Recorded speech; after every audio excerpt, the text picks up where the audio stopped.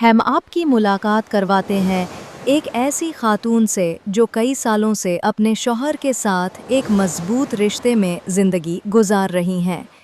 کیا آپ جاننا چاہیں گے کہ وہ اپنے شوہر کے بارے میں کیا رائے رکھتی ہیں؟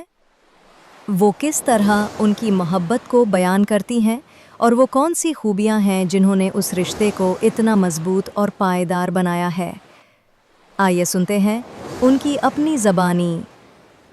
صبح صبح میرا اور میرے ہسبینڈ کا خوب جھگڑا ہوا تو میں نے غصے میں آ کر بول دیا کہ اب مجھ سے برداشت نہیں ہوتا، اب میں مزید 1 منٹ تمہارے ساتھ نہیں رہوں گی۔ تو میرے میاں نے بھی غصے میں بول دیا، تمہاری شکل دیکھ دیکھ کر تنگ آ چکا ہوں، دفتر سے واپس آؤں تو مجھے نظر نہ آنا گھر میں، اٹھاؤ اپنا ٹین ڈبہ اور نکلو یہاں سے۔ میاں جی غصے میں ہی دفتر چلے گئے۔ میں نے اپنی امی کو فون کیا اور بتایا کہ میں سب کچھ چھوڑ چھاڑ کے بچوں سمیت مائکے واپس آ رہی ہوں، اب مزید نہیں رہ سکتی اس جہنم میں۔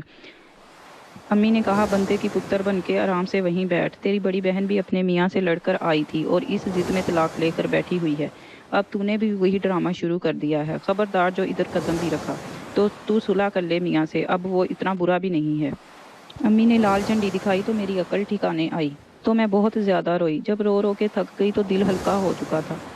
میاں کے ساتھ لڑائی کا سین سوچا تو کافی غلطیاں مجھے میری ہی نظر آئیں۔ منہ ہاتھ دھو کر فریش ہوئی تو میاں کی پسند کی ڈش بنانا شروع کر دی اور ساتھ اسپیشل کھیر بھی بنا لی۔ سوچا شام کو میاں جی سے معافی مانگ لوں گی، اپنا گھر پھر بھی اپنا ہی ہوتا ہے۔ شام کو میاں جی گھر آئے تو بہت اچھے طریقے سے میں نے اس کا استقبال کیا، جیسے صبح کچھ بھی نہ ہوا ہو۔ میاں جی بھی حیران ہوئے۔ کھانا کھانے کے بعد میاں جی جب کھیر کھا رہے تھے تو بولے، بیگم کبھی کبھار میں بھی زیادتی کر جاتا ہوں، تم دل پر مت لیا کرو، بنتا ہوں غصہ آ ہی جاتا ہے۔ میرے شوہر میرے بہت شکر گزار ہو رہے تھے اور میں دل ہی دل میں اپنی ماں کو دعائیں دے رہی تھی جس کی سختی نے اس کو یو ٹرن لینے پر مجبور کر دیا، ورنہ تو جذباتی فیصلے نے گھر تباہ کر دینا تھا۔